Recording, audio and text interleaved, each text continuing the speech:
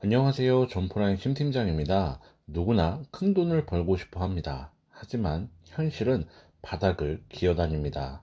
직장을 잃었습니다. 나이는 먹었지만 아이는 어립니다.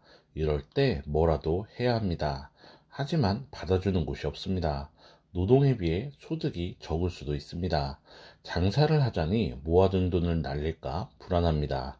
이럴 때 위험부담이 적고 딱 먹고 살 만큼 벌 수 있는 가게가 있어 소개해 드립니다. 이 매장은 경기도 하남에 위치합니다. 수익은 4,500 정도 됩니다. 많지는 않지만 이 정도면 괜찮다. 그런 분들이 하면 좋을 것 같습니다. 투자 금액은 가계 보증금 포함 1억 정도 됩니다. 가계 보증금이야 돌려받는 것이고 권리금이 낮아 차후 정리할 때도 크게 손해볼 일은 없을 것 같습니다.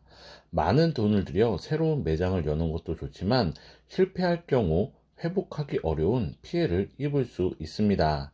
장사의 경험이 많다면 모르겠지만 처음 시작한다. 많은 돈을 들이지 않는 것이 좋습니다.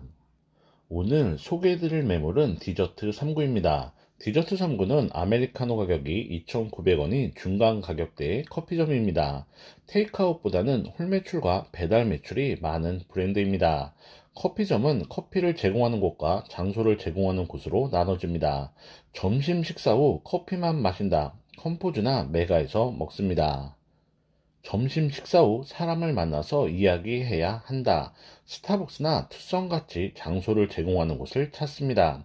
그러나 수요가 많지 않은 동네 상권의 경우 스타벅스나 투썸 같은 대형 매장이 들어오기 어렵습니다. 그 틈을 디저트 3구 이디야 같은 중간 가격대의 브랜드가 메우고 있습니다. 하지만 이디야는 브랜드 파워가 약합니다. 디저트 3구는 39가지 맛있는 디저트가 있는 집이라는 컨셉과 다양한 음료로 각광받는 브랜드입니다. 사람마다 다를 수는 있지만 이디야보다 디저트 3구가 트렌드한 것 같습니다. 디저트 3구는 커피와 다양한 디저트를 함께 즐길 수 있습니다. 디저트는 콜드체인 방식으로 유통됩니다. 냉동고에 보관하고 필요한 만큼 냉장 쇼케이스에 옮겨 팔기만 하면 됩니다. 나름 인테리어도 괜찮습니다. 데이트 장소로도 손색이 없고 디저트와 커피를 즐기려는 수요도 흡수합니다. 거기에 배달까지 메리트가 있습니다. 컴포즈나 메가커피는 아메리카노 가격이 2,000원 미만입니다. 예를 들어 컴포즈 커피에서 아이스 아메리카노 6잔을 시킵니다. 9,000원입니다. 그 돈에서 배달 플랫폼과 외부 결제 수수료 약 10%를 제하고 배달 비용 3, 4,000원을 부담할 경우 남는 것이 없습니다. 디저트 3구 배달용 아메리카노 가격은 3,400원입니다. 4잔을 시켰을 경우 아메리카노 가격만 13,600원, 거기에 디저트를 추가할 경우 배달 한 건에 2만원에 가까운 매출이 나옵니다. 실제 디저트 3구 건당 배달 매출은 2만원 가까이 합니다.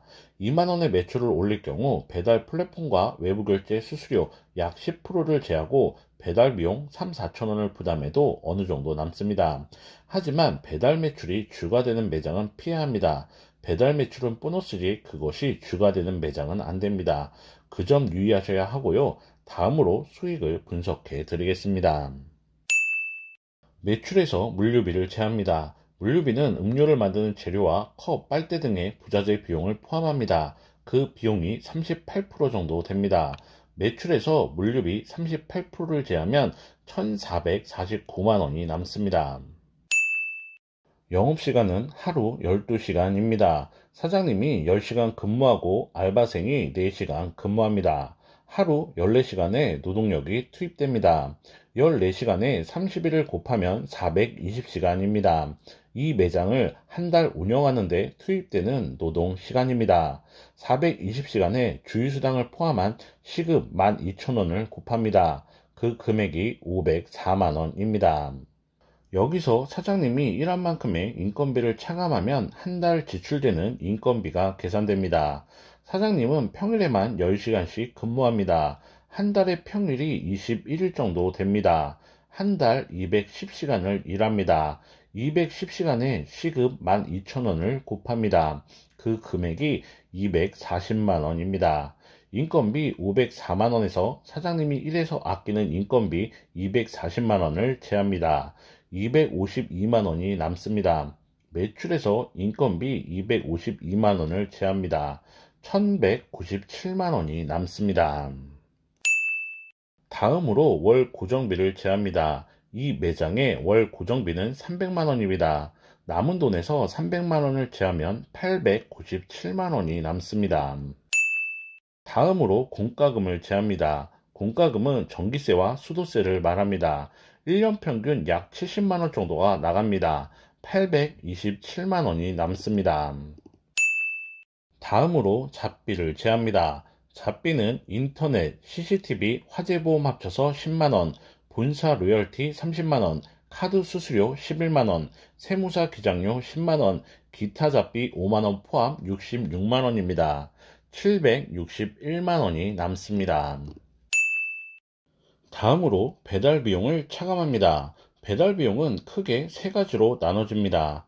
플랫폼 수수료, 외부 결제 수수료, 배달 대행료. 플랫폼 수수료와 외부 결제 수수료는 배달 금액의 약 10%입니다. 배달 대행 수수료는 건당 3,4천원에 달합니다. 예를 들어 배달 금액이 평균 18,000원이다. 그 금액의 10%가 플랫폼 수수료와 외부 결제 수수료로 나가고 배달 수수료 3,4천원을 제하면 약 12,000원 정도가 남습니다. 계산해보면 배달 매출의 33%가 배달 관련 수수료로 지출됩니다. 배달 관련 비용은 건당 매출 금액과 고객이 부담하는 배달 수수료에 따라 달라질 수 있습니다. 하지만 이 정도 책정하면 큰 무리가 없습니다. 배달 매출 800만원에 33%인 260-400만원을 배달 관련 비용으로 차감합니다. 497만원이 남습니다. 마지막으로 부가세와 소득세 약 5%를 제하면 471만원이 남습니다. 적은 돈일 수 있습니다. 하지만 이 돈이 가족과의 소중한 일상을 지킬 정도는 된다고 생각합니다. 창업을 해야 할 상황인가요? 처음부터 많은 돈을 들이지 마시고요. 해보고 맞으면 그때 다점포의 꿈을 이루길 기원하겠습니다. 지금까지 점포라인 심팀장이었습니다. 감사합니다.